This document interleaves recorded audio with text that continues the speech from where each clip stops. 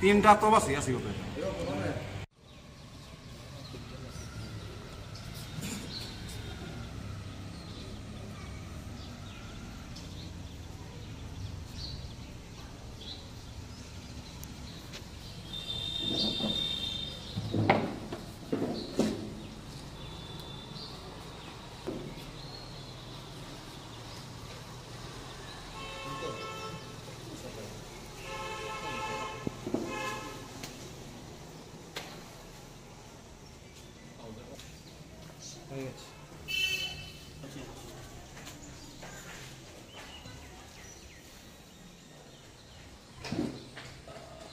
দাদা তো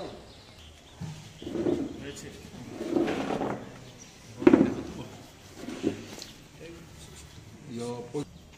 32 নম্বরের ভৌগোলিক সীমানায় আমরা ভোটার প্যাটার্ন ছিল জনজাতি, সাধারণ জনজাতি ছিল 75% ভোটার আছে আগের, 25% ছিল এসি সম্প্রদায়ের ভোটার।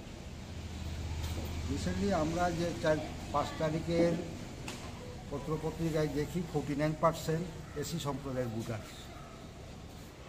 হঠাৎ কীরকম এই ভোটার লিস্টটা তৈরি হইল রাতারাতি, সরকার পক্ষ রাজনীতিবিদ যে কুচক্র যে পড়ল দৃষ্টি, এইটা আমরা ভোটার লিস্টটা সংশোধন করতে চাই।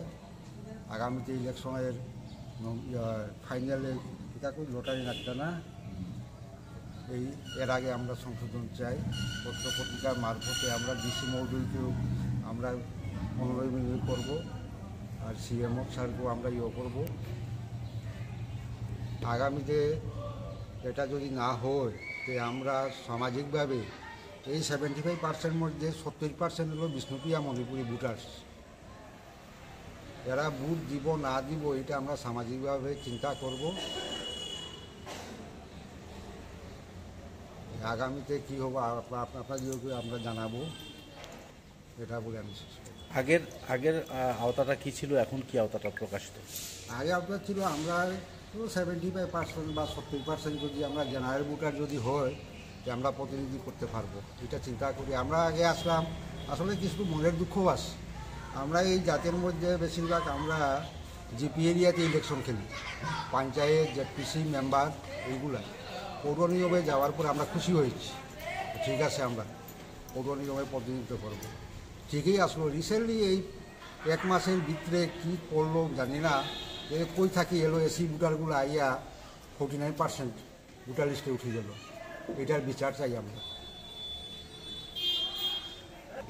বিশেষ করে যেহেতু আপনারা বিষ্ণুপ্রিয়া মণিপুরী সমাজের, তো এই গোটা সমাজটাকে রাজনৈতিকভাবে পঙ্গু করে দেওয়ার কোনো চক্রান্ত চলছে বলে কি আপনাদের চক্রান্ত? আজকে দেখুন ডিলিমিটেশনের পাকড়ি পাড়ি গেছে, আগে আসলো নরসিংপুর ব্লক, এটা 3-4 ভাগ হয়ে এখন দোলাই গেছে রিসেন্টলি যে এমএলএ ইলেকশনে। আর আমরা নিয়ারেস্ট টেঙ্কুরি আর জিপি আর দরম বস্তি নিয়ারেস্ট, এটা শিলচর সমষ্টির লোক আমরা সাথে নাই। এটা তো পঙ্গু, এটা জানা তো আজকে 40 বছর আগেও থাকি পঙ্গু হইতেছে। দরম বস্তি আর চেঙ্কুড়ি এখন কোন জায়গায়? এখন বরখলাত 40 বছর আগে থাকি পঙ্গু আসছি আমরা, নূতন নয় এটা। আমরা এই বৈঠকে মূল উদ্দেশ্য হলো আমাদের 32 নম্বর ওয়ার্ড কিভাবে এসি পপুলেশন 49.67 এটা নিয়েই প্রশ্ন।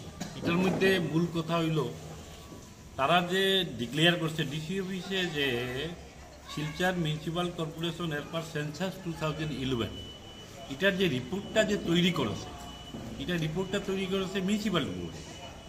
আমরা ওদেরকে কোয়েশ্চন জানাইতেছি যে এই যে এসি পপুলেশন যেগুলো আছে এটা কিভাবে এলো, এবং সেন্সাস 2011-এর সেন্সাস মতে রেভিনিউ ভিলেজ ওয়াইজ সেন্সাস থাকে। আমাদের রেভিনিউ ভিলেজ পার্ট 8, পার্ট 7 আছে এখানে। যেহেতু আগে আমরা পঞ্চায়েতে ছিলাম, এখন যেহেতু আমরা মিউনিসিপ্যালিটি একটা ওয়ার্ডে আমরা নিয়ে গেছে, কিন্তু এইখানে ডিফেক্টটা হলো আমাদের পার্ট 8 অ্যান্ড পার্ট 7 মূল বিষয়টা।